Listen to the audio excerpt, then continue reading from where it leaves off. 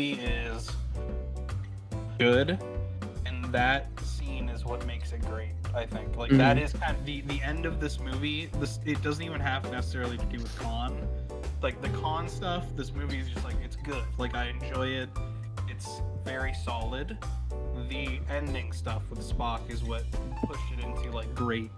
Yeah, I mean, at no point did you ever feel throughout this film that Khan was really going to get an upper hand. It always felt, no matter what happened or what was happening, the Enterprise and Kirk and the crew always had a slight edge over Khan. Khan never felt, in a lot of times in action movies, there's that part in the film where you're like, there's no way the hero's going to win this. I never felt that in this movie. It was always like, they're going to beat him.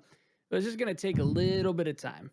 That's actually a great point, because I think that without the Spock stuff, it almost goes to show that like because what's different between this and Star Wars is that you have years of character relationships from the series to go off of, like leading up to these films.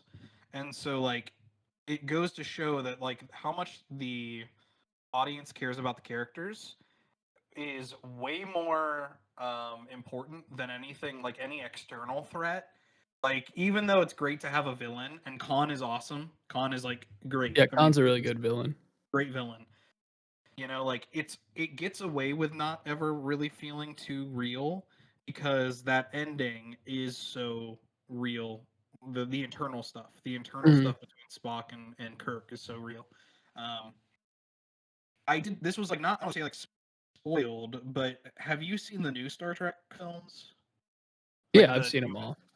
So I've seen so I know for a fact I've seen all of the Next Generation films with Picard and the Enterprise crew, and I've seen all of the new Abrams, yeah. So Into Darkness, which it's been a while since I watched the Star Trek, the newer ones, but borrows heavily from this movie, with Benedict Cumberbatch's character turning out to be Khan, and the same, if not the same, similar ending. I haven't watched. It's been probably 8 years since I've seen that movie. We might get to those on the pod too. We might see. We might just go through. It might be whenever we don't have a film to watch, we might just watch a Star Trek film and just kind of crush that whole entire thing. I'm curious to revisit it, because I remember it being really effective, and so I did kind of know going into this that like if that's that scene, like I kind of had the idea of like Kirk, Khan, and like all that kind of stuff going into it, but it also goes to show how effective that scene is, just because even knowing kind of what was going to happen, it was still like you said, it gives you chills how good it is. I mean, it really feels like a great send-off for Nimoy's character, and a great setup for what I'm assuming will be In Search of Spock. Interesting. So the script leaked. I don't know how that happens in the 80s. I don't know how people share that information. Like one Trekkie finds out and calls two Trekkie friends, and they both call two Trekkie friends. But the script leaked, and people knew that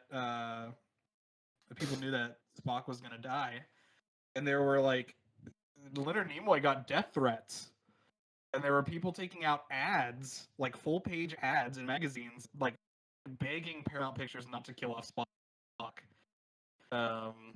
I mean, that's why the Star Trek fan. I mean, that's why these. You could talk about it. It's a little over the top at times, but the emotional investment that the fans have to all of these characters, not just the original series, but even including the Next Generation, Deep Space Nine, every single one of them, what they all have in common is the fans of those particular series loving the characters or loving a character in it, so much so that they feel like they're part of that character's life. Right. Yeah, absolutely. I mean, the greatest movies and television shows feel like that. You feel like you identify with parts of a character. You feel like you know them. You feel like you have a relationship to them. Again, it gets carried away. Like you said, it can get weird if people don't understand the separation between reality and fiction.